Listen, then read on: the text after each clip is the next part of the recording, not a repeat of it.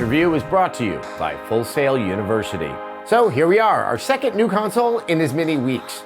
Microsoft sat in an unfamiliar position as they approached this new generation. The Xbox 360 was a resounding success, and by many accounts, bested Sony in areas like third-party support and online functionality. The 360, along with Xbox Live, was a symbol that Microsoft belonged in the home console space, even if they were the relative newcomer.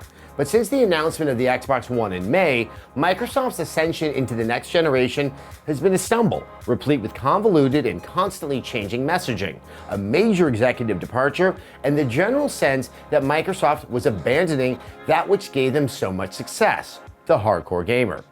Now here we are. The Xbox One releases later this week with a unique port, a higher price tag, and by some accounts, a less powerful spec. We've had about a week and a half with the device, so does the Xbox One signal a final gasp in Microsoft's foray into the home console market, or is it an ambitious vision of what television and entertainment should be? Xbox on. The first thing you're going to notice about the Xbox One is that it's big. Big, and depending on your design preferences, somewhat ugly. But its biggest fault is that the Xbox button on the front is capacitive, meaning it doesn't depress and is sensitive to touch, just like the 360 Slim. Due to its unfortunate positioning on the right front side of the console, we accidentally turned the device on and off several times as we adjusted cables and moved the console, although that's likely an issue that you won't encounter too much once it's hooked up and in your home. Aesthetically, the Xbox One doesn't make a great first impression. There's been lots of talk that it looks like an old VCR player, and it's hard to shake that sensation. It's hefty and not something you'd want to move a lot. In fact, Microsoft has especially placed a sticker on the front strongly advising you to not move the console with a disc in the tray. On top of that, the console can only be placed horizontally. Microsoft has never been a hardware company, although that's been changing somewhat in recent years, and that certainly shows in the Xbox One. The 500GB hard drive cannot be removed or upgraded, which is a bummer, and at launch, the system doesn't support external storage. I did speak with Microsoft, and they mentioned this is an initiative they plan to address shortly after launch.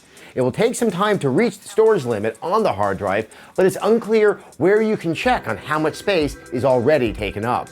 On the bright side, the Xbox One runs much quieter than its predecessor, even when it's playing something off a disc. The controller is a smaller iteration from the Xbox 360, featuring most notably a completely redesigned D-pad that's a big improvement, and a new, smaller mold with differently shaped triggers and bumpers. On a whole, it's an inoffensive iteration, but the bumpers jumped out at us as especially puzzling. They were difficult to press down with confidence, and repositioning your fingers to facilitate their shape created some uncomfortable cramps, but this may change as we get more familiar with them. Hardware is important, but it's how we interact with these devices and how they interact with us that ultimately determines whether or not we want them sitting under our TVs, taking up valuable input space. And it's here, on the software and system side, that the Xbox team has produced something with extremely high ambitions, and in many cases, something that hopes to reshape the role of consoles as we've known them. Xbox Watch TV. Live TV, along with the all-new Kinect, are the new pillars of Microsoft's vision for the next generation of Xbox, and in many ways, they've accomplished something astounding and totally new.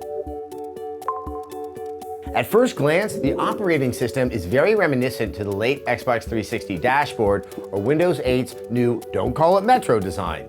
Sharp, colorful boxes of varying sizes make up your three main screens. The home, made up of your recent activity, personal profile, and of course your games, apps, and the current disk.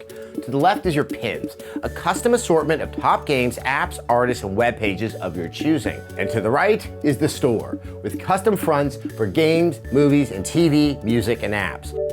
It's a simplified version of the dashboard on the 360, but it functions well. It's clean, elegant, and although it can lag when juggling multiple applications, it's overall quite speedy. It fulfills the next-gen promise of quickly switching between apps, but game load times still felt substantial, and some of the utility we were used to has now vanished. Functions like the download list and the Xbox 360's quick guide are now absent, for instance, and memory management appears to be gone. Additionally, be warned, if you jump out of a game and load up another, you can lose some progress without warning. There are several new features. Snapping, the highly touted multitasking function, can be activated with either the controller or by using your voice. It worked well enough in live TV, and I can see it being useful when bringing up a walkthrough on Internet Explorer, but it definitely chugged when we tried to play back internet video. Also, the Xbox automatically mixes the audio from both sources, so if you want to mute just one app, there doesn't appear to be a way to do that. Tesla, guide me. Xbox, record that. There's also Game DVR, which can record up to 5 minutes of gameplay. This works in parallel with the Upload Studio, which allows editing of clips and can help you assemble voiceover and even video if you so choose. The whole process is not quite as seamless as Sony's implementation. You can trigger a 30-second gameplay clip by using a voice command, but you have to snap into the Game DVR app to have control over longer gameplay clips. Most intriguingly, Xbox One gives you a lot of freedom over what you do with those clips. You can choose to save those gameplay clips to SkyDrive, which will give you access to the raw H.264 video files, allowing you to then edit or distribute to whatever service you choose. Don't take it for granted. As one can see with the enthusiasm people have taken to streaming their gameplay through Twitch on the PlayStation 4, it comes as a disappointment that a similar service will not be available at launch for the Xbox One. They will have a Twitch app where one can watch the streaming videos available, but no elegant way to activate the stream from inside the system. Now, this does not completely preclude streaming from the Xbox One, since unlike the PlayStation 4, HDCP is turned off when it comes to games, so those with the hardware can stream or capture footage to an external storage device. Regardless, this is an ironic disappointment that you can watch people play, but with only a minimum of those streams coming from an Xbox One. Xbox, record that. Of course, the biggest new thing is live TV. The Xbox One's HDMI import is meant for your cable or satellite box, although it really supports any device outputting video. And Microsoft has gone to great lengths to make that experience as elegant as possible. If your service is supported, inputting your zip code and cable provider will automatically populate the shows and create a customizable guide that matches your cable box, only it's probably much better looking. You can set favorite channels and video apps, and even use your DVR's pause, rewind, and fast forward functions. Unfortunately, it doesn't interface with recordings on your DVR, but being able to simply watch and control your cable was a pretty incredible experience. The setup was painless for us, and the entire interface was responsive and speedy. If you're someone who watches a lot of TV, this is one of the Xbox One's killer apps. Of course, the brand new Kinect is at the foundation of the Xbox One, and its presence is felt in nearly every corner of the operating system. The OS is clearly designed to be controlled by the Kinect, from simple commands like starting a game or opening an app to more complex tasks like watching a specific TV channel or changing the volume on your entertainment system. Xbox, volume up. The previous version of Kinect was more novelty than anything else. The Kinect-specific games were almost totally worthless, and the voice commands, tacked onto an aging operating system, never felt substantial enough or responsive enough to be worth anyone's time. The new Kinect is a massive improvement in every way, and when it works, it truly feels like something from the future. Xbox on. Walking into your home and saying Xbox on and seeing your TV and Xbox jump to life is something that still feels like science fiction.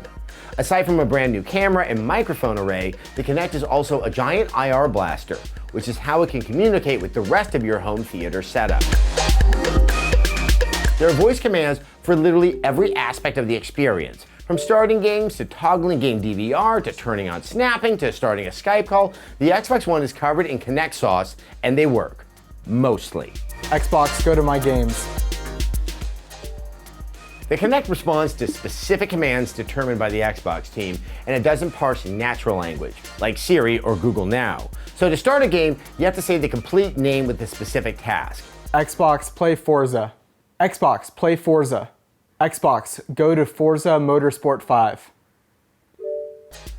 I suppose this was done so that the always listening Kinect doesn't accidentally trigger commands based on common natural language, but the result is a system that can often be frustrating. Xbox, redeem code. Xbox, redeem a code. Xbox, use a code. That being said, These commands may become easier to recall as you spend more time with the system, but creating user frustration so early in the experience might lead some to abandon the dream of voice commands entirely. When the Kinect works, it can be great, and there are instances where it's faster and more useful than using a controller.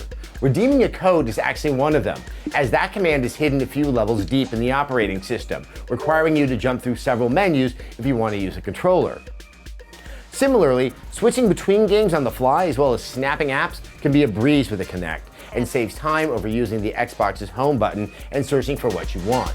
Navigating lists of items like the One Guide can be done with the Kinect, but we found it much easier in that case to use a controller. Motion sensing hand navigation is also enabled by Kinect, but we found this much more spotty than voice commands and quickly abandoned them entirely. The Kinect can also be used as a microphone for Xbox Live's party chat and multiplayer games, and it actually works surprisingly well, assuming the noise in your room isn't too bad. Oh shit. Oh god. Ah! Oh god. The same goes for the Skype app. Hey, what's up? Ultimately, how much you enjoy the Kinect will come down to how much effort you want to put into using it. It's a significant leap in technology over the first Kinect, and its utility is absolutely felt in app switching and turning the console off and on, as well as the automatic login with face recognition. It's at its best when used in conjunction with the controller, using your voice for big app and screen changes, and then using the controller for menus within the apps. But it's still not perfect, and it can struggle with certain inflections or noisy environments. Xbox, go to Power Star Golf. Xbox, go to Power Star Golf. Which may lead some to abandon it entirely.